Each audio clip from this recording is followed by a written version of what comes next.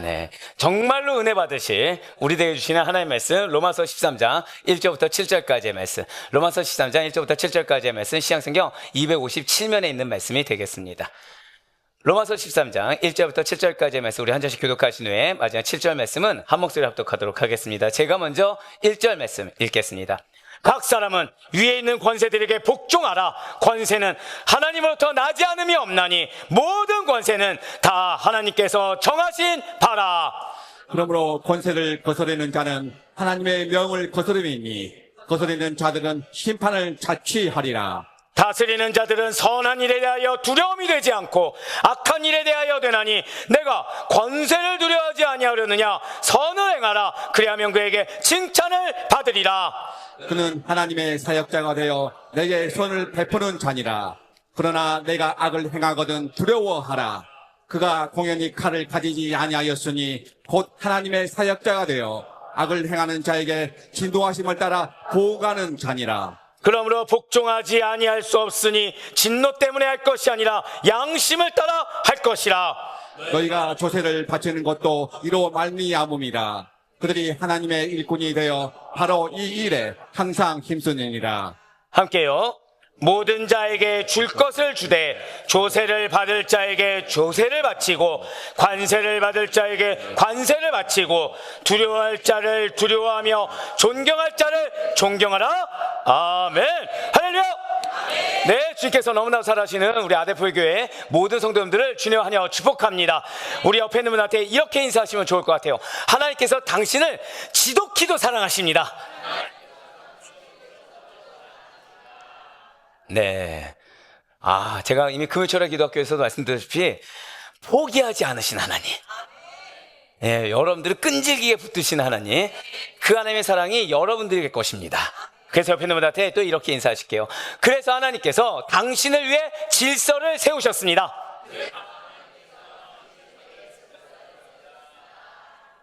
자, 마지막으로 한 번 더요. 그 질서 안에는 나를 위한 순종이 있습니다.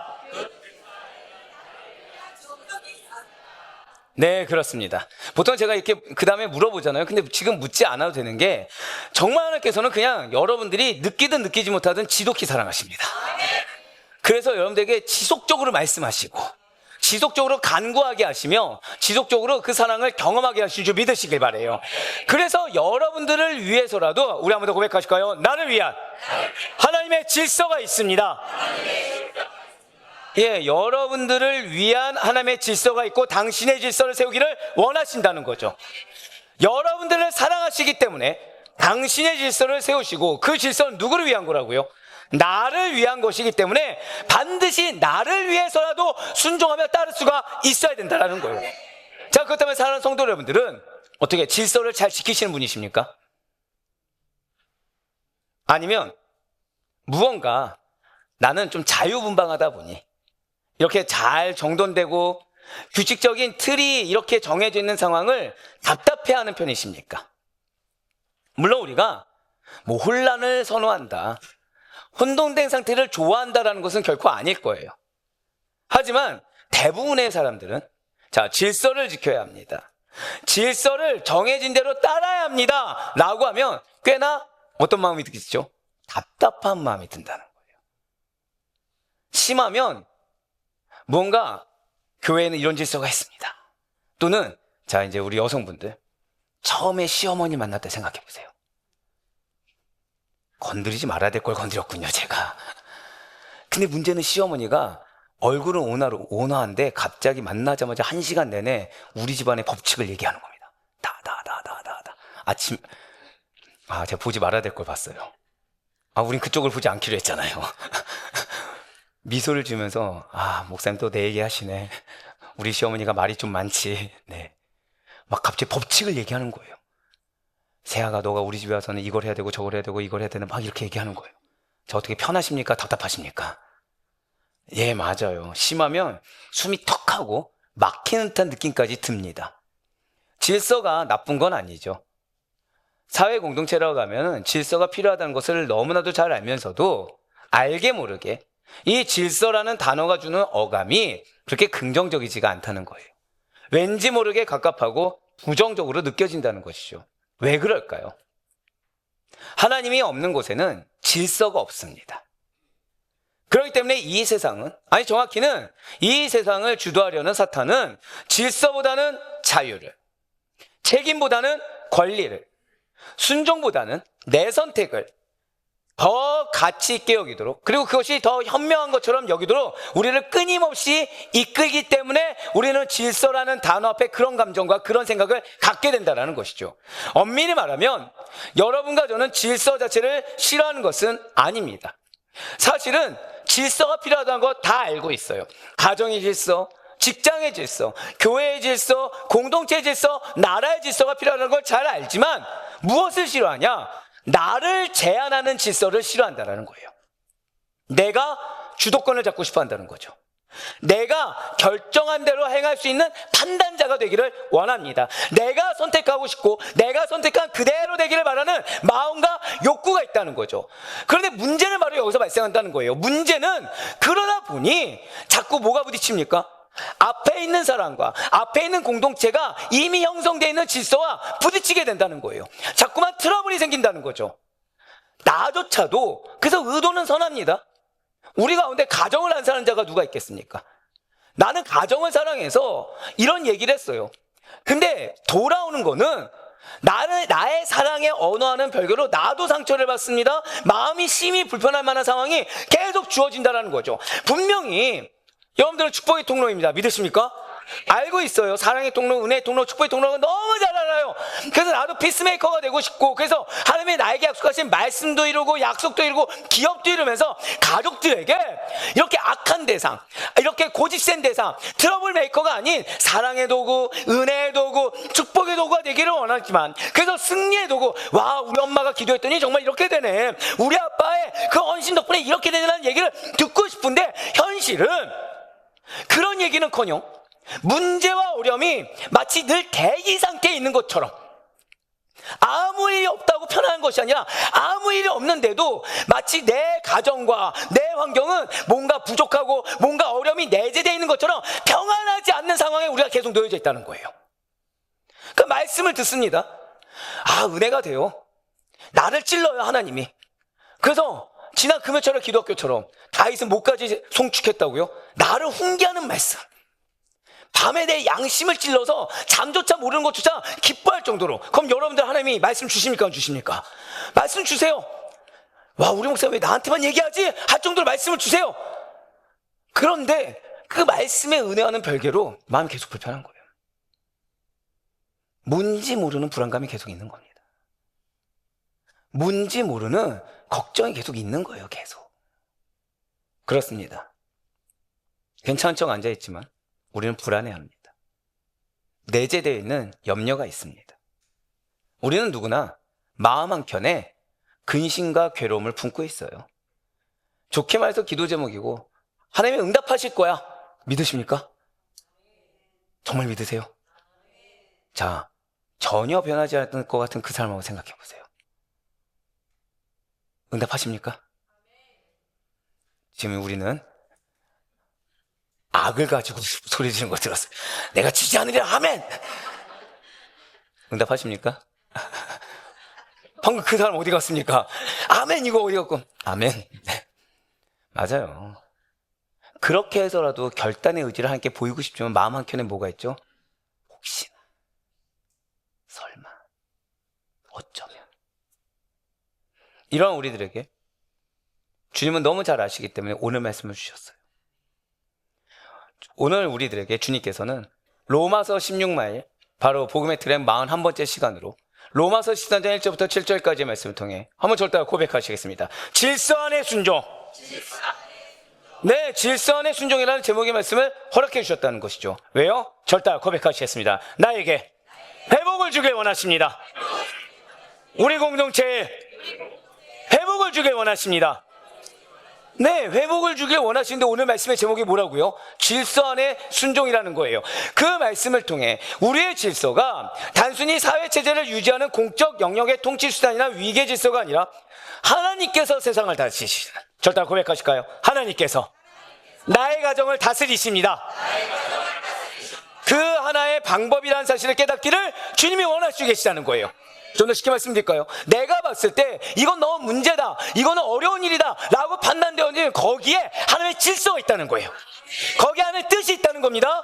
그거를 발견하기를 원하신다는 거예요. 그래서 여러분과 제가 질서를 만드신 하나님을 온전히 믿고 신뢰함으로 상황을 믿는 게 아닙니다. 사람을 믿는 게 아닙니다. 사람을 안 믿기 때문에 기도한다고 하면서 내가 상상한 그 상황을 믿는 게 아니라 하나님을 믿는 믿음으로 주신 그 상황과 질서에 가장 먼저 순종한 자들이 되기를 바라신다는 거예요.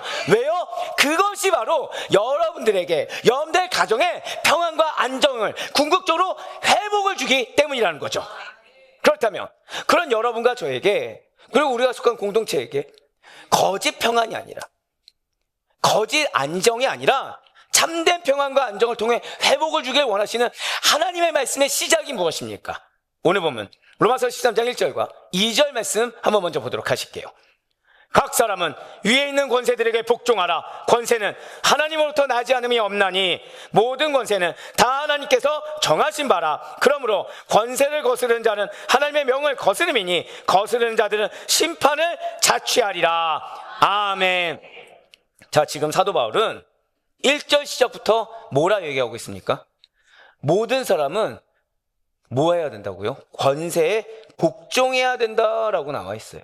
지금 개역개정에서는 각 사람이라고 나와 있지만 헬라어로는 파사푸시케라고 합니다. 파사푸시케, 즉 모든 영혼, 각각의 사람이란 뜻이라는 거죠.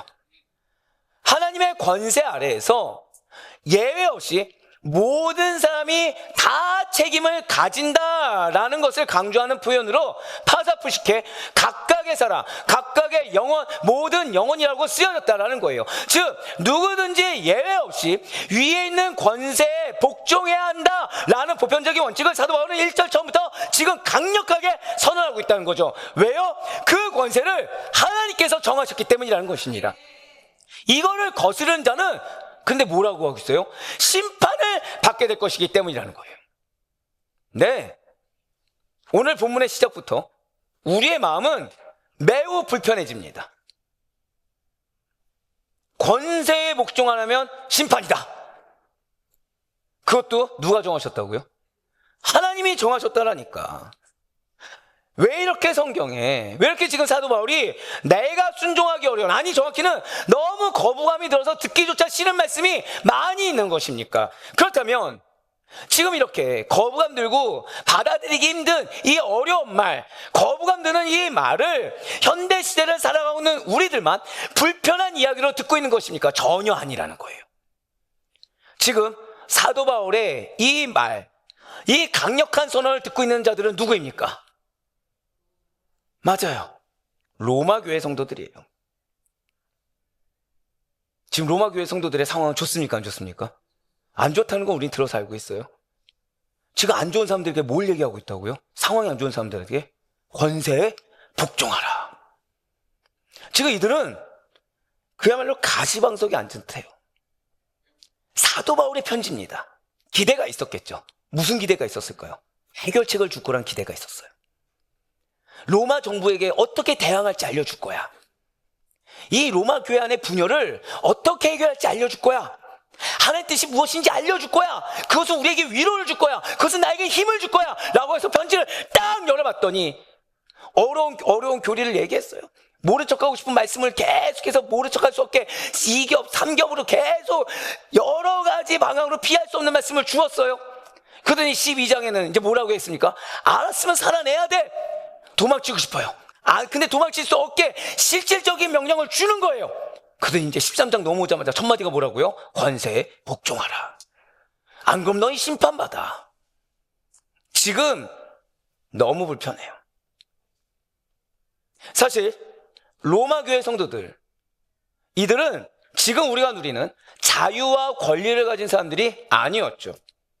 그들은 지금 누구 치하에 있습니까? 지금 현재 로마 교회는 어느 나라에 있습니까? 탁월하신데요? 예, 어떻게 하셨지? 예, 로마에 있어요. 근데 문제가 황제죠. 황제가 누굽니까? 맞아요. 기독교 탄압의 둘째가라면 서로는 네로입니다. 지금 그들은 로마 네로 황제의 권위 아래 있었고 언제든지 부당한 핍박을 받을 수 있는 상황 속에 있었으며 또 그 경험이 있다는 거죠. 복종할 수밖에 없는 사회 구조 속에서 그것도 어떻게 해요? 마음에서 순복할 수 아니요. 억울하죠. 서럽죠. 답답하죠. 하나님은 살아계시나 그런 말이 자연스럽게 나올 만하죠. 게다가 내부는 어떻습니까? 믿는 자들끼리 서로 통용하는 초대교회 모습은 어디로 가고 지금 로마 교회는 어떤 상태라고요? 분열되어 있는 거예요. 흔한 말로 인자는 머리 둘 곳이 없는 거죠. 교회와도 마음이 안 편합니다. 외부도 마음이 안 편합니다. 가정은 어때요? 다 안 편한 거예요. 다. 그런 상황에 지금 사도 바울이 뭘 요구하고 있다고요? 억압을 받고 있는 자들에게 사회 구조에서 억압받고 있고 교회 내부에서 억압받고 있고 어디 하나 마음 둘 곳 없는 이 로마 교회 성도들에게 사도 바울이 요구한 것이 무엇이라고요? 또 복종을 요구하고 있다는 거예요. 그것도 용납할 수 있을 복종이 아니죠. 지금 누구에게 복종하라는 겁니까? 네로에게 복종하라는 거예요. 결론은. 그것이 바로 오늘 우리가 살펴보고 있는 로마서 13장에서 사도 바울이 권면하고 있는 내용입니다. 맞아요. 위로가 필요한 로마 교회 성도예요. 가뜩이나 억압받고 있고 어디에도 활로가 보이지 않아서 답답하기 짝이 없는 현실에 놓인 성도에게 사도 바울은 마치 사랑이 없는 것처럼, 마치 로마 교회에 어떤 애정이 없는 것처럼 또 복종하라고 요구하고 있다는 거죠. 자, 지금 순종하라고 하고 있습니까? 복종하라고 하고 있습니까? 복종이에요. 순종도 아니고 복종이라는 거죠. 이러한 순종과 복종은 비슷해 보이지만 동기와 태도에서 매우 중요한 차이가 있습니다. 순종이 무엇입니까? 순종은 마음에서부터 우러나와서 자발적으로 따르는 거예요. 상대를 신뢰하거나 옳다고 여겨서 기꺼이 행동하는 거예요. 이것이 바로 스스로가 기꺼이 행동하는 거, 이게 순종입니다. 그 기반은 무엇일까요? 사랑이요, 존중이며 믿음이 기반이라는 거죠. 그런데 복종은 좀 다릅니다. 복종은 외부의 힘이나 권위에 의해 따르는 거예요. 처벌이나 규칙 그리고 강압 때문에 억지로 하는 겁니다. 그 기반은 순종과는 너무 달라요. 두려움이나 의무감, 그것도 인간적인 두려움이나 인간적인 의무감이 기반이 된다는 거죠. 이러한 순종과 복종의 핵심 차이는 내가 원해서 따르느냐 아니면 어쩔 수 없이 따르느냐입니다. 즉 내면에서부터 우러나오는 동기가 중심되었는가, 즉 자발적으로 진짜 그래 나 이 말씀에 따라야지, 그래 내가 이 사람을 따라야지, 쫓아야지, 내면 중심인가 아니면 외부 압력이 중심되어서 어쩔 수 없이 행하는가, 바로 그 차이에 있다는 거예요. 자, 좋아요. 그러면 사랑하는 성도 여러분들, 여러분들 예수님 믿으십니까? 믿으시죠? 그럼 우리는 순종을 해야 됩니까? 복종을 해야 됩니까? 순종을 해야 되죠. 예, 맞아요. 우리는 순종을 해야 돼요. 당연히 순종을 해야 돼요. 그런데 지금 사도 바울의 스탠스를 보세요. 지금 사도 바울은 순종할 수 있도록 너희 로마 교회 성도들아 마음이 진짜 어려웠겠구나. 너희 환경이 정말 어려웠겠구나. 어떡하니. 근데 하나님이 항상 함께 하셔. 하나님이 도우셔. 이렇게 그들을 설득하거나 잘 타이르고 위로하는 것이 아니라 매우 강하게, 마치 그들이 들으려면 들어라, 듣지 않으면 너희 심판이니까 알아서 선택하라는 것처럼 뭐라고 하고 있어요? 복종해야 돼. 그런데 더 큰 문제는 이 강력한 권면이 지금까지 말씀드렸죠. 원어에는 사랑이 구구절절하게 녹아들었는데 이 13장 1절부터는 뭐가 있다고요? 강권하심이. 사랑은 잘 안 느껴지고 너무 강력한 이 권면이 느껴지는 이 사도 바울의 말이 들어도 되고 안 들어도 되는 어떤 선택권이 있는 사도 바울 개인의 사견이 아니라는 거죠. 마땅히 들어야 되고 절대적으로 따라야 될 하나님의 말씀입니다. 우린 지금 아멘이 나오죠. 이걸 누가 듣고 있다고요? 로마 교회 성도들이 듣고 있는 거예요. 그래서 마음이 어려운 겁니다, 지금. 누구처럼요? 우리처럼. 말씀 알겠어요. 근데 현실과의 괴리감이 있는 겁니다. 말씀대로 나름 했어요. 방금 어떻게 했다고요? 나름 했어요. 안 한 건 아니에요.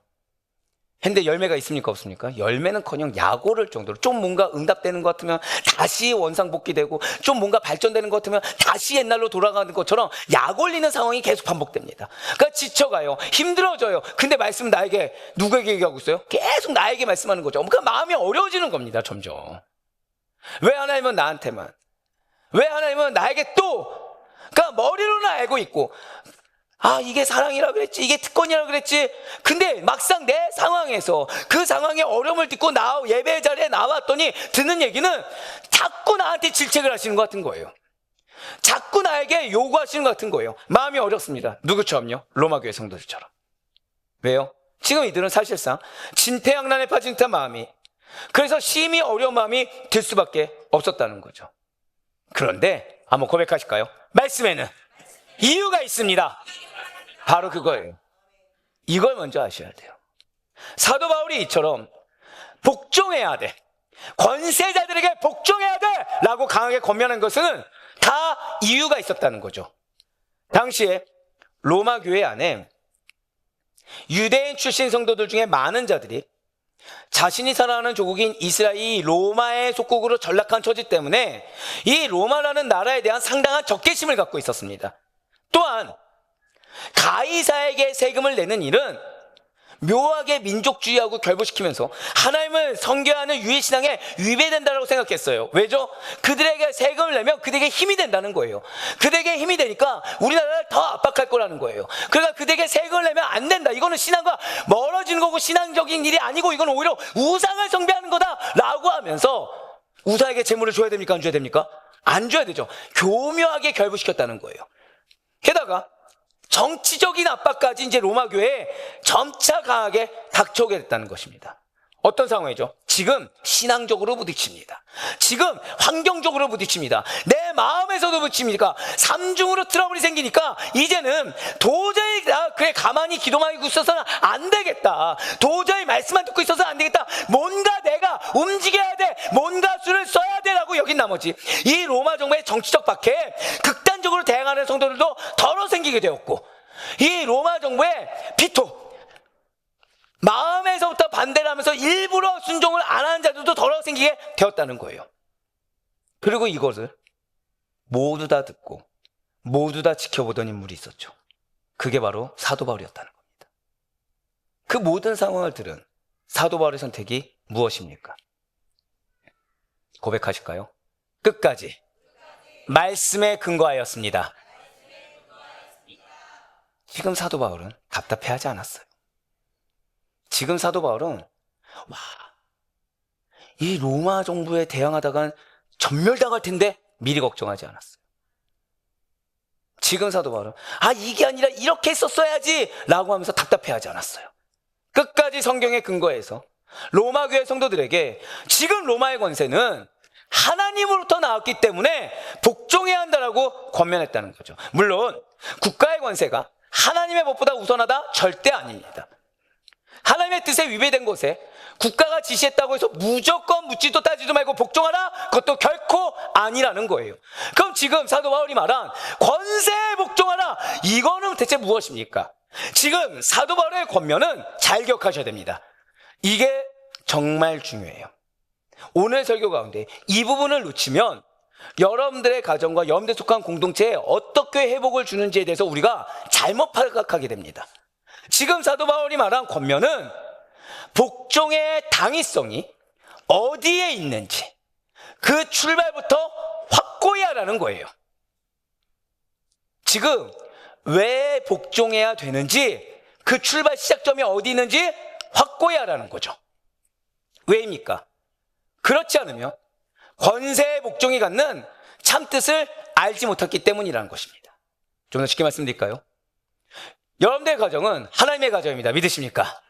그럼 그 가정에 놓인 상황은 누가 주관하십니까? 하나님이 주관하시죠. 여기에는 고백하실까요? 모든 상황에는 하나님의 질서가 있습니다. 예, 맞아요. 여러분들이 놓인, 여러분들의 마음이 어렵든 좋든 평온하다 여기든 그 모든 상황에는 하나님의 질서가 있다는 거죠.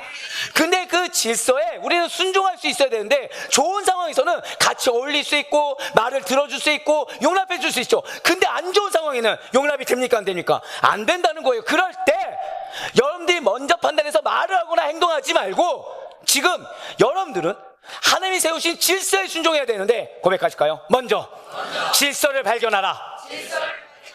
두 번째예요. 그 다음에 출발을 확고히 하라. 이거예요. 먼저 질서를 발견해야 되고, 그리고 그 질서에 내가 순종해야 되는 출발을 확고히 하라는 겁니다. 거기에 하나님의 뜻이 있음을 발견해야 된다는 거예요.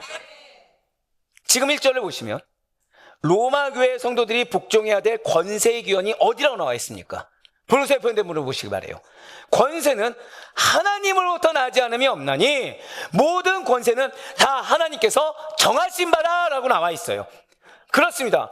하나님께서 모든 권세를 정하셨습니다. 그렇기 때문에 권세의 기원은 하나님이시라는 거죠. 이것은 지금 비단 사도 바울만의 이야기가 아니라는 거예요. 다니엘도, 다윗도 역시 동일하게 이렇게 고백합니다. 이어서 다니엘 4장 17절 말씀과 시편 103편 19절 말씀을 이어서 보시겠습니다. 이는 순찰자들의 명령대로요 거룩한 자들의 말대로이니 지극히 높으신 이가 사람의 나라를 다스리시며 자기의 뜻대로 그것을 누구에게든지 주시며 또 지극히 전한 자를 그 위에 세우시는 줄을 사람들이 알게 하려 함이라 하였느니라. 여호와께서 그의 보좌를 하늘에 세우시고 그의 왕권으로 만유를 다스리시도다. 아멘. 사랑하는 여러분들, 이스라엘 백성들은 교만합니까? 겸손합니까? 우리가 아는 대로 교만하죠. 교만하잖아요. 그들은 이방 민족을 인정합니까? 안 합니까? 안 하죠. 근데 지금 다니엘 위에 누가 있죠? 지금 여기서 막혀서는 안 되는데 당연히 할 줄 알았는데 지금 다니엘은 어느 나라에 속해 있습니까? 여러분들은 목사의 존재 가치를 높여주고 있습니다. 네, 정말 목사의 존재 가치를 높여주고 계십니다. 네. 지금 뒤에 나올 거예요. 걱정하지 마세요. 이방 민족이죠. 제가 못했잖아요. 읽어주기 싫어서 지금. 네, 말씀드렸잖아요. 전 거저 알려주지 않습니다. 저는. 뒤에 나와요. 예. 지금 바벨론이든 바사든, 제가 속으로 이거 얘기하면 누군가 라고 할 거다라고 했는데 그대로 해주셨어요. 지금 바벨론 바사든 지금 유대인입니까? 이방 민족입니까? 이방 민족이죠. 그럼 그들이 지금 막 높게 인정이 될까요? 아니면은 천하게 보일까요? 천하게 보이죠. 근데 17절 보세요. 천한 자를 그 위에 세우시는 줄. 누가요? 하나님이 내가 인정하지 않는 자를 세우시는 데는 그거를 알게 하는 데는 이유가 있다는 거예요. 내가, 죄송합니다, 때로 우리가 부부싸움을 왜 하죠? 인정이 안 되기 때문이에요.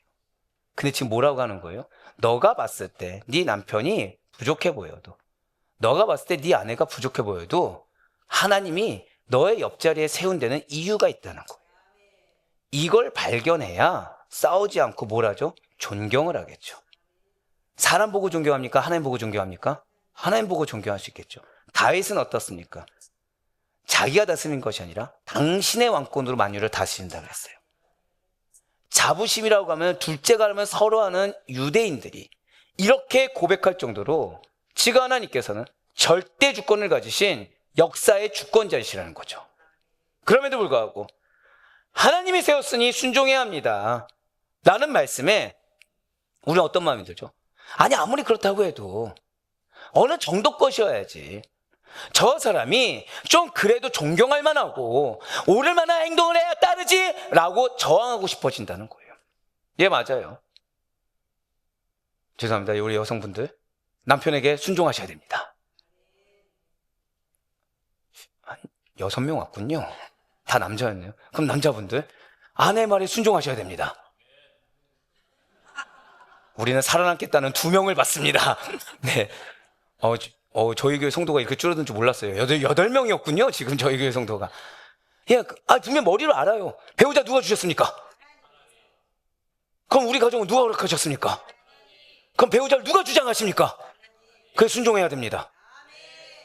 하면 또 2-3명. 왜 그럴까요? 머리는 알겠어요. 보내신 걸. 보내신 걸 알겠어요. 보내신 걸 알겠어요. 근데 하는 행동 보면 존경이 나옵니까? 안 나옵니까? 거짓말쟁이 누굽니까?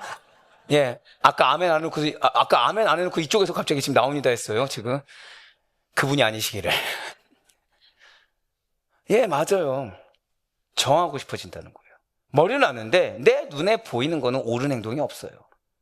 내 눈에 보이는 거는 좋을 만한 행동이 없어요. 그러니까 저항하고 싶습니다.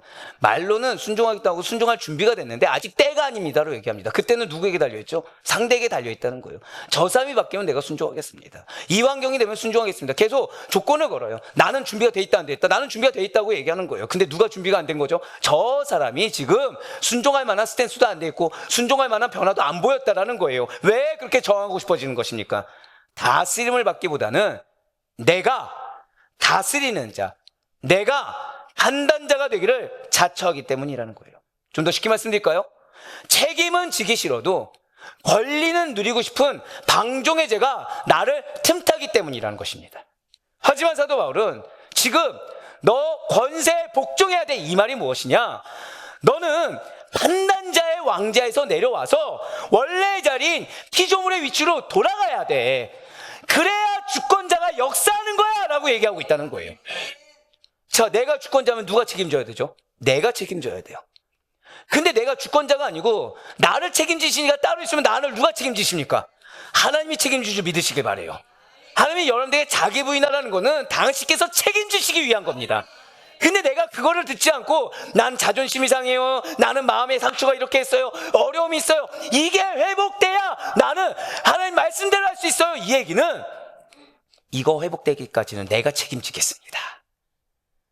내 삶에 개입하지 마세요랑 똑같습니다.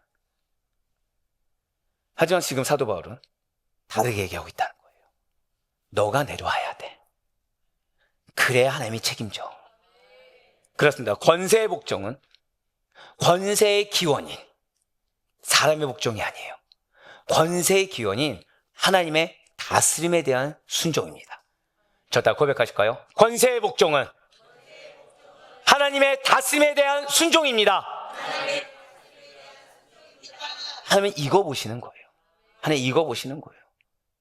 불합리함을 너가 얘기하면서 반항하고 있는지, 아니면 그 안에 있는 하나님의 질서를 발견하고 그 질서에 아멘하고 있는지 나의 순종을 보고 있다는 겁니다. 세상에서의 권세의 복종은 권력의 힘은 너가 감당하기 힘든 만큼 강하고 세니까 타협하라, 머리를 일단 숙이고 봐라, 무릎을 일단 꿇고 봐라, 무조건 토달지 말라라고 됩니다. 하지만 성경에서 말하고 있는 권세의 복종은 질서를 세우시는 하나님, 바로 그분의 통치 방식에 대한 신앙 고백이라는 거예요. 한번 고백하실까요? 질서는 하나님의 창조 방식입니다. 맞아요. 질서를 세우시는 하나님의 통치 방식에 대한 신앙 고백이라는 거죠. 그래서 이러한 질서를 거부하는 것은 단순히 체제를 거부하는 정도가 아니라 하나님의 일하시는 방식을 거부한다는 거예요. 진실 하나님께서는 혼돈을 기뻐하지 않으십니다. 질서를 통해 세상을 다스리셨어요. 창세기 1장을 보시면 하나님이 세상을 창조하셨죠. 어디에서 창조하셨습니까? 혼돈과 공허 가운데. 자, 이거 기억하셔야 돼요. 자, 하나님은 세상을 어디서 창조하셨다고요? 자, 여러분들의 가정은 반드시 변화됩니다. 여러분들의 붙여준 영혼은 반드시 변화됩니다. 자, 이걸 우리 뭐라고 하죠? 새 창조의 역사라고 하죠. 변화되지 않을 자가 변화되는 거, 그렇게 깨닫지 못할 자가 깨닫게 되는 거, 새 창조의 역사가 일어나게 될 것입니다. 근데 하나님은 창조를 어디서 하셨다고요? 혼돈과 공허 가운데. 그래서 여러분들이 가정에서 나에게 붙여준 영혼 앞에서 자꾸 마음이 어려워지는 거, 무언가 할 때마다 마음이 공허해지는 이유가 바로 이거예요. 그래서 보내셨어요. 혼돈의 공동체이기 때문에 보내신 거고, 뭘 해도 공허하게 만드는 공동체이기 때문에 보내셨습니다. 왜요? 당신의 질서를 통해 새 창조의 역사가 일어나라고. 그러니까 내 눈에는 불합리해 보이고 이치 안 맞아 보이고, 내 눈에는 여기가 정말 주님 맞습니까? 라는 말이 당연하게 나온다는 거예요. 혼돈과 공허 가운데, 근데 그냥 창조하셨습니까? 질서를 세우시며 창조하셨습니까? 고백하실까요? 나의 가정에 질서를 세우길 원하십니다. 한 번 더요. 그 질서에 첫 번째 순종은 나입니다. 할렐루야. 왜 나죠? 나에게 말씀 주셨잖아요. 지금 이 말씀 누가 듣고 있습니까? 내가 듣고 있거든요. 내 자녀? 내 배우자? 아니요, 내가 듣고 있어요. 깨닫게 하신 이가 누구십니까? 하나님이 깨닫게 하셨어요. 듣고 받아들이게 하신 이가 누구십니까? 하나님이 나에게 듣고 받아들이게 하셨어요. 누굴 통해 역사하십니까? 마지막 저 다 고백하실까요? 나를 통해 역사하십니다. 그러므로 질서는 단순한 사회 구조가 아니에요. 우리가 방금 고백했던 것처럼 질서는 하나님의 창조 방식입니다. 물론 성경은 맹목적인 순종을 말하지 않아요. 분명히 누가 역시도 사도행전 5장을 통해 사람보다 누구에게 순종하는 것이 마땅하다 했죠? 하나님께 순종하는 것이 마땅하느니라 라고 사도행전 5장 29절 통해서 선포했습니다. 하나님의 뜻과 충돌할 때, 복음에 위배될 때 우리는 너무나 당연히 담대하게 하나님 편에 서야 할 것입니다. 피해를 감수해서라도 복음에 순종하고 복음을 따를 것을 선택해야 돼요. 그러나 거기서 나오는 저항이라는 것은 감정적인 반발이 아니라는 거죠. 분노해서 감정적으로 치밀어 올라서 하는 반발이 아니라는 것입니다. 하나님께 대한 절대 순종에서 나오는 저항이 되어야 된다는 거예요. 무슨 말입니까? 진실로 구약의 선지자들과 2000년 교회사의 위대한 개혁자들은 하나님의 사랑하심과 그분의 공의에 근거하여 불의 앞에서 부당성을 지적하되, 한번 고백하실까요? 평화적 저항을 시도했음을 우리는 기억해야 된다는 거예요. 사는 성도 여러분들, 정말로 여러분과 저는 하나님 때문에 순종을 거부하고 기다린다고 하고 있고 다른 길을 모색하는 것입니까? 아니면 내 마음이 불편해서 거부하는 것입니까? 오늘 하나님께서는 우리에게 묻고 있다는 거예요. 사랑하는 내 딸아, 사랑하는 내 아들아, 너의 생각과 판단을 정말 내려놓고 너의 감정을 내려놓고 질서의 하나님이 나에게 순종할 수 있겠는가?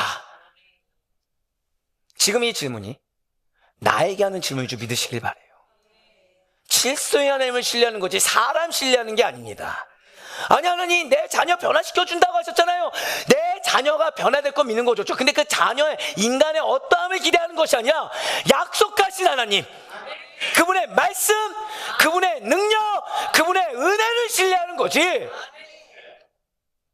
내 자녀가 이러면 바뀐 거고 이러면 안 바뀐다, 이게 아니라는 거예요. 우리 공동체가 이러면 성장한 거고 이러면 성장하지 않은 거다, 이게 아니라는 거죠.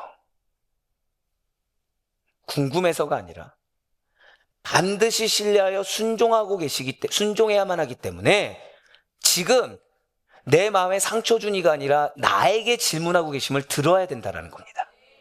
이어서 오늘 보면 로마서 13장 3절과 4절 말씀 보시길 바라요. 지금 사도 바울 매우 충격적인 표현을 하고 있습니다. 다스리는 자들은 선한 일에 대하여 두려움이 되지 않고 악한 일에 대하여 되나니 내가 권세를 두려워하지 아니하려느냐. 선을 행하라, 그리하면 그에게 칭찬을 받으리라. 그는 하나님의 사역자가 되어 내게 선을 베푸는 자니라. 그러나 내가 악을 행하거든 두려워하라. 그가 공연히 칼을 가지지 아니하였으니 곧 하나님의 사역자가 되어 악을 행하는 자에게 진노하심을 따라 보응하는 자니라. 아멘. 여기서 4절에 붉은색으로 표현된 부분을 보시기 바라요. 이거는 원뜻을 모르면 시험 들기 딱 좋은 말입니다. 지금 뭐라 나와 있죠? 그는 하나님의 사역자가 되어 내게 선을 베푸는 자니라. 지금 여기서 그는 누구일까요? 최고 정점은 네로가 됩니다. 네로가 하나님의 사역자입니까? 자, 여러분들에게 아주 끈질길 정도로 상처 주는 사람 한번 생각해 보세요. 하나님의 사역자입니까? 예, 아멘 안 나오죠. 당연히 아멘 안 나오죠. 자, 좋아요.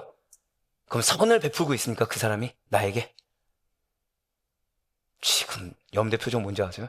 선은커녕 욕만 안 해도 지금 다행인데 지금. 근데 지금 말씀 뭐라고 하고 있어요? 자, 이게 제 말씀이 아니잖아요. 제가 쓴 게 아니잖아요. 자, 말씀은 진리입니다. 믿으십니까? 여기서 사역자, 이 말이 제일 거슬리죠. 보통 사역자면 우리 누구 생각합니까? 네. 제가 어제 가정예배에서는 한 제스처 했더니 그거 하지 말라고 해서 다시는 안 하기로 하고 그냥 이 정도로 하겠습니다. 보통 사역자면 이제 교역자, 목회자를 생각하죠. 예, 교수님, 네, 이렇게 생각하죠. 근데 지금 사역자라는 거예요, 사역자. 그러니까 인정이 되시냐고요. 여러분들에게 상처 준 그 사람이 사역자다. 여기서 사역자는 헬라어 원어로 디아코노스라고 합니다. 디아코노스. 이것은 기본적으로 지금 보시는 것처럼 섬기는 사람, 봉사자, 일꾼을 뜻하지만 지금 로마서 13장 4절에서는 하나님의 도구, 하나님이 사용하시는 일꾼, 즉 하나님의 목적을 위해 일하는 도구라는 뜻이라는 거예요. 자, 여기서 사역자 뭐라고요? 고백하실까요? 하나님의 목적을 위해 일하는 도구. 예, 이거라는 거예요. 이것은 지금 로마의 관리들, 로마의 기득권층이 거룩하고 선하기 때문이 아닙니다. 그들은 여전히 불완전하고요. 그들은 여전히 때로 부패하며 악하기 그지없는 권력입니다. 그럼에도 불구하고 그들은 하나님께서 하나님의 질서와 하나님의 뜻하심과 당신의 정의를 유지하기 위해 사용하시는, 섬기는, 일하는 도구였다라는 거예요. 하나님께서는 이들을 통해 당신의 질서를 유지하신다라는 거죠. 왜입니까? 하나님께서는 세상의 권세자들을 당신의 손 안에서 부리는 자, 시중을 들고 조력하는 자들로 삼으시사 더 큰 악을 행하는 자들에게 진노의 보응을 대리적으로 시행하시기 때문이라는 거예요. 한번 고백하실까요? 그 영혼은 하나님의 손 안에 있습니다. 이걸 잊지 말라는 거예요. 그 영혼은 하나님의 손 안에 있어요. 하나님의 손 안에 있고, 비록 나는 지금 상처를 받고 나는 어려움이 있지만 지금 어떤 과정이라고요? 당신의 질서를 세우시는 과정이요. 당신의 뜻을 이루는 과정이며, 여기에 그들은 만약에 그 선을 넘게 되면 진실한 신앙을 가지지 않았던 바벨론의 느부갓네살 왕이나 바사의 고레스 왕 같이 임의로 사용하는 정도에 멈춰지게 된다는 거예요. 한번 고백하실까요? 임의로 사용되어지는 것에 불과합니다. 한번 더 고백하실까요? 하지만 나는 주님의 자녀입니다. 할렐루야. 나는 임의로 사용되어지는 정도가 아니에요. 여러분은 주님이 지독히 사랑하시는, 끝까지 붙드시사 당신의 사랑을 주실 것이고 당신의 은혜를 주실 것이며 당신의 뜻을 이루실, 우리는 주님의 자녀입니다. 옆에 있는 분한테 한번 이렇게 인사하실까요? 하나님이 당신을 정말 사랑하십니다. 한 번 더 인사하실 때, 당신은 진짜 하나님의 자녀입니다. 우리는 도구가 아니에요. 우리는 임의로 사용되어지는 도구가 아니에요.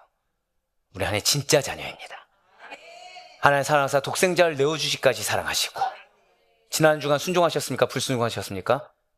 지독히도 사랑하신 것에 반발해서 지독히도 불순종했는데 여전히 버리지 아니하시사 쓴소리를 주고 계시고, 쓴소리를 주고 계시고, 쓴소리를 주고 계시고, 밤마다 저만 생각하면 체할 정도로, 양심에 찔릴 정도로 나를 포기하지 않으신 하나님. 우리는 임의로 사용되는 도구 때문에 어려워할 자들이 아니라는 거예요. 그렇습니다. 왜 그들을 사용하셨죠? 딱 하나예요. 당신의 뜻을 이루시기 위함입니다. 그래서 임의로 사용하셨어요. 하나님께서 천한 그릇을 귀하게 사용하시든지, 천한 그릇을 더 천하게 쓰시든지, 그릇을 만드신 분에게 그 쓸모에 대해 무어라 첨언을 던질 수가 있겠습니까? 그래서 아까 다니엘이 뭐라고 했어요? 천한 자를 높이 올리는 거를 내가 할 말이 없다고 한 거예요. 왜? 그거는 하나님께 달려있기 때문에. 중요한 건 뭐죠? 다니엘은 자신을 하나님께서 붙드심을 알고 있었다는 거예요. 하나님께서는 당신의 작정과 섭리 안에 이 땅의 모든 피조물들을 활용하십니다. 우리 한번 더 고백하실까요? 지금 활용하시는 것에 불과합니다. 딱 거기까지예요. 거기까지예요. 옛날에 제가 패드가 나왔어도 고집스럽게 저는 이렇게 썼습니다. 아마 제가 부교육제 때 설교한 걸 보시는 분은 아시겠지만 이렇게 넘기기 급급했어요. 넘기기 급급했어요. 패드를 가급적 안 쓰고 싶었습니다. 왜죠? 인간이 고리타분해서 쓰는 데서 공력이 나온다 생각했어요. 그러다가 이제 설교를 많이 해야 되는, 이제 부교육자가 연차가 되니까 설교를 많이 해야 되잖아요. 그러다 보니까, 왜냐면 전 또 못된 버릇이, 자, 신방 갈 때 똑같은 설교입니까? 다른 설교입니까? 다 다른 설교죠. 그러니까 이거를 써가면서 하니까 이제 손이 남아나지 않는 거예요. 그러니까 이제 뭘 하죠? 타이핑을 칩니다. 패드에다 옮기면 되는데 뭐 하죠? 타이핑을 쳐서 굳이 뽑습니다. 뽑고서 또 가만히 하면 또 여기 뭐가 안 들어갔죠? 사람이 고리타분하니까 줄을 쳐야 돼. 내 펜대로 공력을 남겨야 돼. 이게 은혜야. 고집을 부리는 거죠. 고집을 부리는 거죠. 그럼 전 지금도 그렇게 합니까? 쓰고 있습니까? 고백하실까요? 지금 활용되는 도구에 불과합니다. 나중에는 하나님의 때가 지나잖아요. 그 사람으로 인한 어려움이라는 거는 웃고 지나갈 일입니다. 왜 그렇게 어리석게 붙들고 있었는가? 누구처럼요? 저처럼. 왜 하나님께서 다른 은혜의 길을 주셨는데 왜 고지스럽게 그 상처를 붙들고 있었는가? 왜 고지스럽게 내 방법을 붙들고 있었는가? 왜 고지스럽게 여기 매어서 헤어나오지 못했는가? 후회할 만한 일들이라는 거예요. 그러니 세상의 권세와 세상의 위정자들도 모두 어디 아래에 있습니까? 하나님의 주권 아래에 있음을 우리는 잊지 말아야 돼요. 하나님께서는 믿는 자들만 다스리시는 것이 아닙니다. 모든 피조물들을 다 다스리십니다. 그렇기 때문에 우리는 세상이 두려워서, 사람이 무서워서 권세에 복종하는 것이 결코 아니라는 거예요. 세상의 권세가 그 사람이 하나님의 분명한 계획과 뜻 안에 있음을 고백하실까요? 나는 섭리를 믿습니다. 믿기 때문에 복종하는 거예요. 그래서 신앙 안에서 복종하기로 결정하는 것입니다. 진실로 하나님께서는 세상 권세를 활용하시사 악을 억제하시고 선을 보호하는 기능을 감당하게 만드시는 사실을 기억하시기 바라요. 그럼에도 불구하고 우리가 언제 어려워집니까? 사람의 연약함을 보고 종종 실망합니다. 환경의 어려움과 불쾌함을 보고서 종종 실망합니다. 그래서 순종을 멈춰버려요. 그래서 내가 말씀을 따르기를 멈추고 모른 척하거나 내 센스로 나아가기로 결정합니다. 썩어 없어질 세상과 사람의 어떤 때문에 정작 내가 손해를, 어떤 손해요? 하나님과 잘 맺고 있던 관계에 금이 가버리게 한다는 거예요. 그러나 잊지 마세요. 믿음은 불순종과 외면하는 것, 내가 불순종하는 것, 내가 모른 척 넘기는 것이 너무나 당해 보이는 그 시점에 우리 고백하실까요? 나는 한 단계 더 나아가겠습니다. 그게 믿음인 줄 믿으시기 바라요. 바로 사람을 넘어, 환경을 넘어 하나님을 보는 것입니다. 믿음이 뭐라고요? 사람을 넘어 하나님을 보는 거예요. 환경을 넘어 하나님을 보는 거예요. 어느 상황에 불순종이 당연할 때, 모른 척하는 게 내 정신건강에 이롭다고 생각할 때, 구약의 요셉을 보시길 바라요. 그는 형들에게 배신당했죠. 가는 곳곳마다 배신당했죠. 그의 인생은 억울함 투성 아니었습니까? 그러나 결국 그가 뭐라고 고백하죠? 창세기 50장 20절 말씀 보시길 바라요. 지금 붉은색에 표현된 문을 보시면 당신들은 나를 헤아려 했으나 하나님은 그것을 선으로 바꾸사. 요셉의 일생 중에 선이 있습니까? 감옥이 선입니까? 형제들이 나를 죽이고자 한 게 선입니까? 선이 아니죠. 근데 선으로 봤어요. 선으로 경험했어요. 진실로 믿음은 사건이 드러나는 겉모습을 보는 것이 아니라 그 사건을 주관하시는 하나님의 섭리를 보는 겁니다. 자, 믿음이 뭐라고요? 사건을 보는 것이 아니에요. 상황을 보는 것이 아니에요. 사람을 보는 게 아니에요. 그 사건을 주관하신 하나님의 섭리를 보는 겁니다. 좀 더 쉽게 말씀드릴까요? 누구하고 얘기하는데 천불이 치미는 거예요. 근데 이 사람이 하나님이 나에게 약속 주신 사람인 걸 알겠어요. 근데 내 눈에 이 사람을 향한 하나님 뜻이 전혀 보이지 않는 거예요. 이 사람을 향한 하나님의 섭리가 지금 어떤 과정인지 보이지가 않는 거예요. 그럼 나는 지금 믿음이 있는 상태다, 없는 상태다? 없는 상태입니다. 그럼 그 순간에 얘기가 나와야 됩니까? 기도가 나와야 됩니까? 그 순간 기도가 나와야 된다는 거예요. 오늘 우리 장로님 기도 잘해 주셨잖아요. 믿음의 눈이 그때 필요한 거예요. 그 순간은 내가 그 사람과 계속 싸우면서 싸울 상황도 아니에요. 그 상황을 기반으로 행동으로 옮기는 게 아니라 내 눈이 하나님의 섭리가 보이지 않는다는 것, 즉 나는 지금 믿음이 없는 상태라는 것, 나는 지금 감정적인 상태라는 것을 인정하고 빨리 대화를 끊고 무릎을 꿇어야 돼요. 빨리 대화를 끊고 하나님께 나아가야 된다는 거예요. 그래서 우리는 그 모든 상황 가운데 그 사람 앞에서 이렇게 고백할 수 있다는 거죠. 저 사람이 완벽해서가 아니라, 아니 저 사람 때문이 아니라, 저 환경 때문이 아니라 하나님이 일하시기에 나는 순종합니다. 절대 고백하실까요? 하나님이 일하시기 때문에 나는 순종합니다. 바로 이거예요. 이러한 순종, 하나님이 사람 때문도 아니요, 환경 때문도 아니요, 하나님이 일하시기 때문에 순종한 가장 완전한 모습이 누구십니까? 예수님이세요. 그래서 사도 바울이 이렇게 이어서 증거하고 있는 것입니다. 빌립보서 2장 6절부터 8절까지 말씀 보시겠습니다. 그는 근본 하나님의 본체시나 하나님과 동등됨을 취할 것으로 여기지 아니하시고 오히려 자기를 비어 종의 형체를 가지사 사람들과 같이 되셨고 사람의 모양으로 나타나사 자기를 낮추시고 죽기까지 복종하셨으니 곧 십자가에 죽으심이라. 아멘. 우리는 항상 아니 순종할 만해야 순종하죠. 이건 너무한 거 아닙니까? 라고 우리는 항변을 하죠. 근데 예수님 보세요. 분명 불의한 권력이었습니다. 도망쳐도 뭐라고 할 사람 없고 대항을 해도 뭐라 할 사람이 없었어요. 그런데 예수님께서는 그러한 불의함 앞에서 반역을 꾀하지 않았습니다. 오히려 억울한 재판 앞에서도 인간의 언어를 닫고 침묵을 선택하셨어요. 우리는 나 자신의 억울함을, 나 자신의 서러움을 참지 못하죠. 표정조차 은혜로워야 합니다. 우리가 다 알고 있어요. 믿는 자는 표정조차 얼굴 언행에서 다 은혜가 흘러내는 걸 아는데 우리는 억울하고 서러우면 티를 낸다는 거죠. 못 참는 거예요. 하지만 예수님께서는 더 큰 억울함 속이어서 순종하셨어요. 더 큰 서러움 속이어서 순종하셨어요.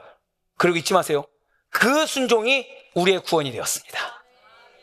오늘 처음에 말씀드렸죠. 주님은 여러분들 공동체에 뭘 주길 원하신다고요? 회복을 주길 원하세요. 회복을 주길 원하셔서 딱 한 가지 센텐스를 주셨죠. 그게 뭡니까? 질서에 순종하라. 왠지 아시겠어요? 그 순종이 우리 가정을 살리는 거예요. 그 순종이 우리의 영혼을 살리는 거예요. 누구처럼요? 예수님이 그러하셨던 것처럼 순종하심으로 우리의 구원이 되셨습니다. 환경이요? 당연히 불순종할 환경이었죠.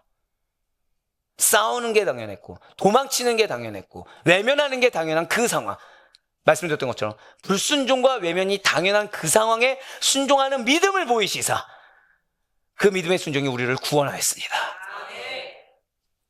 그렇기 때문에 우리의 순종은 단순히 입에서 끝나서는 안 돼요.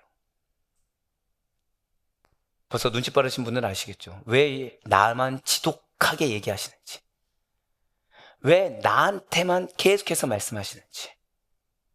하나님의 방법이 그 말씀을 듣고 순종한 여러분들 통해 변화하기로 작정하셨기 때문이에요. 그 말씀을 듣고 순종한 여러분들 통해 응답하기로 작정하셨기 때문인 것입니다.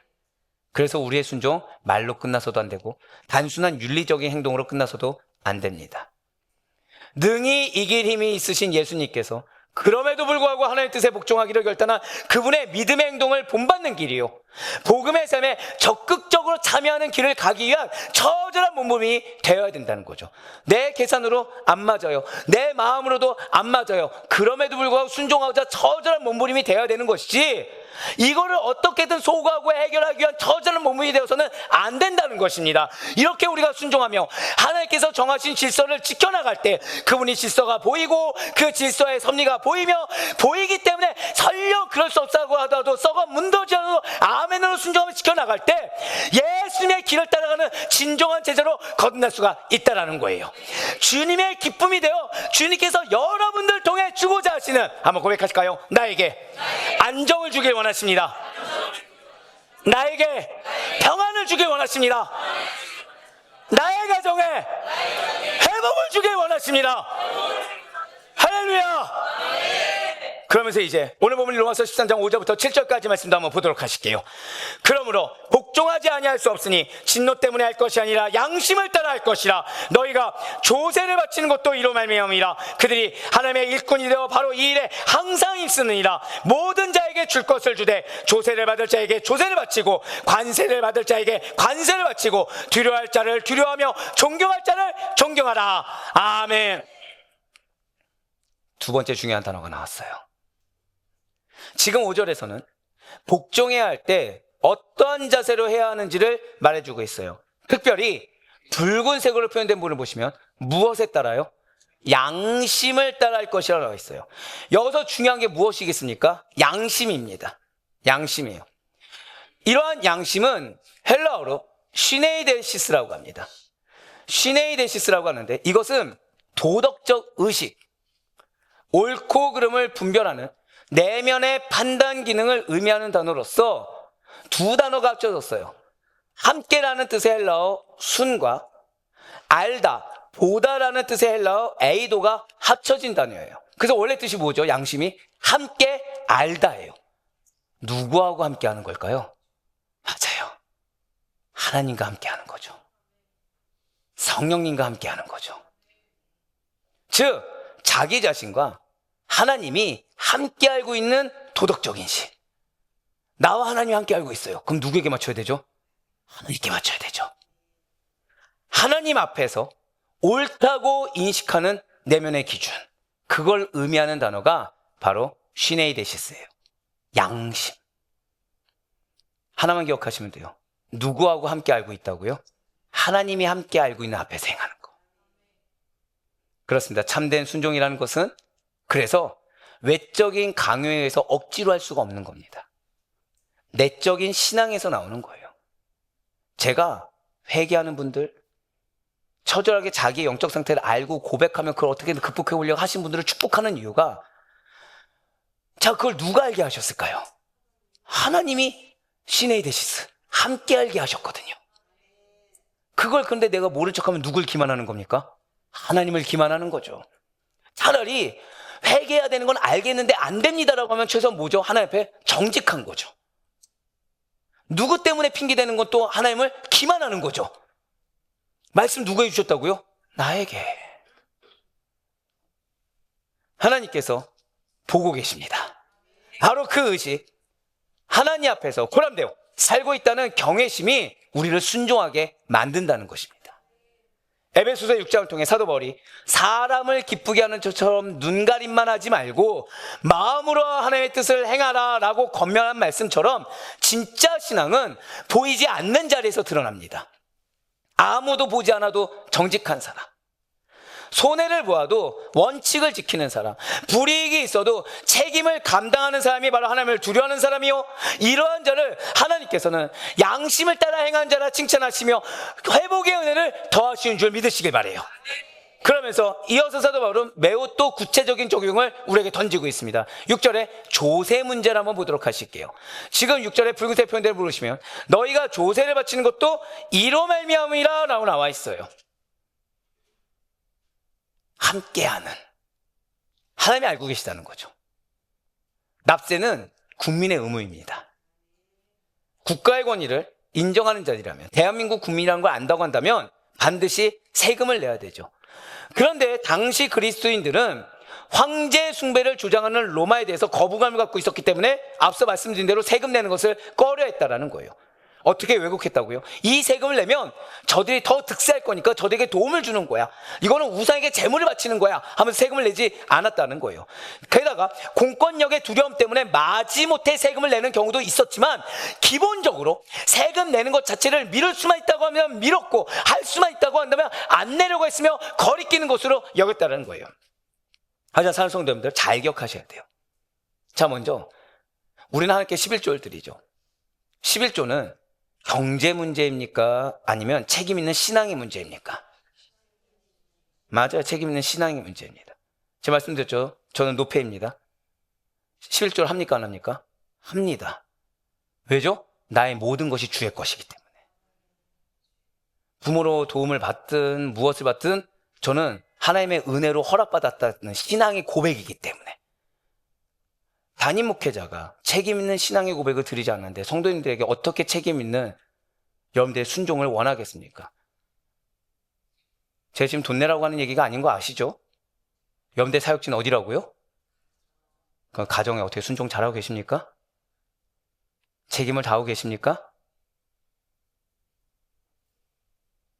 11조와 헌금은 책임 있는 신앙의 문제입니다.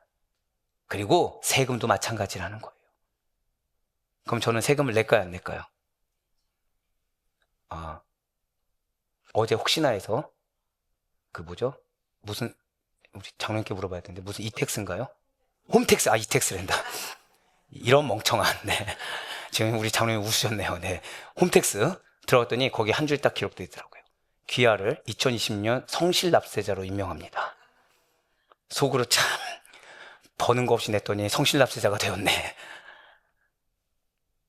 단순한 경제 문제가 아닙니다. 그럼 저는 왜 그렇게 했을까요? 하나님이 저를 한국에 보내셨고 한국 국민으로서 자이든 타이든 세금이 날라오면 내야 되게 하셨으며, 즉 범사에 성실하는 그리스도인으로 본이 되기로 부르셨기 때문이에요. 신앙의 문제입니다. 예수님께서도 뭐라고 하셨죠? 가이사의 것은 가이사에게, 하나님의 것은 하나님께 바치라고 말씀하셨어요. 우리는 종종 권리를 주장합니다. 하지만 성경은 항상 책임을 강조합니다. 반드시 잊지 마시길 바라요. 신앙은 받는 것이 아니라 감당하는 것이며, 은혜는 소비하는 것이 아니라 흘려보내는 겁니다. 우리는 은혜를 소비해야 채움받는다고 생각하는데, 은혜는 통로여야 합니다. 흘려보내는 자에게 더 큰 은혜를 주시는 게 맞고, 더 감당하는 자에게 더 큰 기름 부음을 주시는 것이 맞아요. 가정에서는 부모로서, 배우자로서, 자녀로서, 그리고 교회에서는 직분자로서, 성도로서, 사회에서는 시민으로서 각자의 위치에 합당하게 어느 곳에서도, 그리고 어느 상황에서도 한 번 더 고백하실까요? 나의 자리는 하나님께서 맡기셨습니다. 그 자리를 성실히 감당하는 것이 바로 질서 안의 순종이라는 거예요. 자, 오늘 질서 안의 순종이 뭐라고요? 여러분들 맡겨진 자리를 성실히 감당하세요. 책임 있게 감당하세요. 적당하게 해서는 안 됩니다. 적당히 내 입장에서 하는 게 아니라 하나님께서 보고 계심을, 양심에 따라 시대의 시시에 맞춰서 성실히 감당하는 거, 책임감 있게 하는 거, 내 여건 따라 형편 따라가 아니라 하나님께서 명하시는 대로, 그게 질서 안의 순종이에요. 그러면서 이제 사도 바울은 7절을 다시 보시길 바라요. 모든 사람에게 줄 것을 주되 세를 받을 자에게는 세를 바치고 두려워할 자를 두려워하며 존경할 자를 존경하라고 말을 하고 있습니다. 무슨 말씀입니까? 역시 마찬가지죠. 사람 보고 하는 게 아니에요. 하나님 보고 하는 겁니다. 권세자들에 대한 권위와 그들을 향한 하나님의 뜻이 있음을 알고 그들을 두려워하고 존경하는데, 사람이 아니라 사람 너머에 있는 누구요? 하나님을 두려워하고 하나님을 존경하라는 겁니다. 그리고 여기에는 우리의 태도까지 포함되어 있다는 거예요. 사실 우리는 신행일치보다 불일치하는 경우가 많습니다. 말은 하지만 행동을 하지 않는 경우가 허다해요. 어떠한 세상적이고도 외적인 이유 때문에 겉으로는 따르기도 합니다. 하지만 속으로는 불편해하고 비판하는, 그리고 적당하는 이중적인 태도를 우리는 가지고 있다는 거예요. 하지만 하나님께서는 우리의 행동뿐만 아니라 양심에 따라 함께 하시는 그대로 마음의 태도까지 보시다는 사실을 우리 잊지 말아야 된다는 거죠. 진짜 순종은 고백하실까요? 마음까지 하나님께 드려야 합니다. 그게 순종이에요.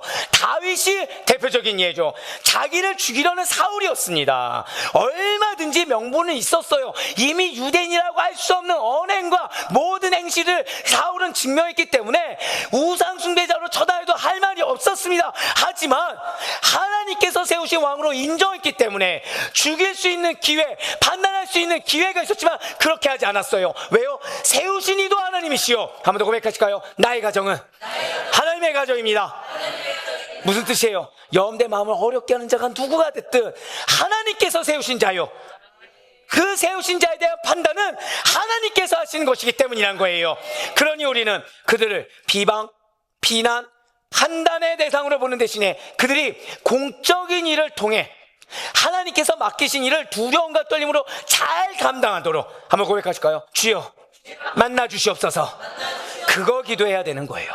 내 서러움 풀고자 만나달라고 한 것이 아니라 하나님이 임의의 도구가 되었다고 하더라도 그 도구가 되게 쓰임받을 수 있도록, 마치 누구처럼? 다윗처럼. 다윗이 사울을 위해 기도했듯이. 그래서 사도 바울이 디모데에게 이렇게 권면하는 거예요. 마지막으로 디모데전서 2장 1절과 2절 말씀 보도록 하시겠습니다. 그러므로 내가 첫째로 권하노니 모든 사람을 위하여 간구와 기도와 도구와 감사를 하되 임금들과 높은 지위에 있는 모든 사람을 위하여 하라. 이는 우리가 모든 경건과 단정함으로 고요하고 평안한 생활을 하려 함이라. 아멘. 자, 아예 답을 주고 있죠. 자, 지금 모든 사람을 위해서 기도하래요. 원수 포함해서 모든 사람을 기도하래요. 하다못해 내가 인정할 수 없는 권세자들까지도. 근데 그것이 누구를 위한 거라고요? 나를 위한 거라는 거예요. 어떤 생활이요? 고요하고 평안한 생활. 하면 여러분들이 주고자 하시는 안정된 삶. 평안한 삶. 여러분들의 가정이 매번 전쟁터길 바라십니까? 정말 늘 항상 평안하고 기쁨이 넘치길 원하십니까? 한 명만 원하셨네요. 그러기 위해서 뭘 하라고요? 기도하세요. 마음으로 품어주시고 하나님 세우셨다는 거 인정하시고, 지금은 뭐라고요? 과정이다. 지금은 하나님의 질서를 세우는 과정이에요. 하나님께서 나의 순종을 보는 과정이다.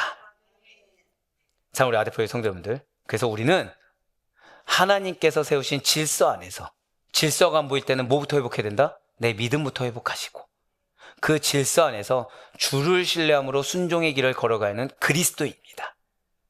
나는 감정인이 아니에요. 한번 고백하실까요? 나는 감정인이 아닌 신앙인입니다.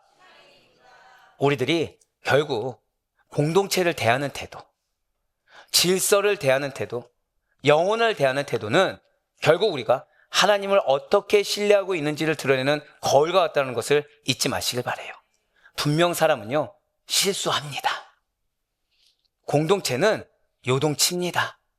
하지만 우리에게 약속을 주시고, 그 약속의 성취를 위해, 기업을 위해 말씀하시고 인도하시며 친히 개입하신 하나님께서는 결코 실수하지 아니하십니다. 그러한 하나님께서는 죄송해요, 거짓말 해버렸네요. 저를 다 한번 고백하실까요? 나의 억울함을 다 알고 계십니다.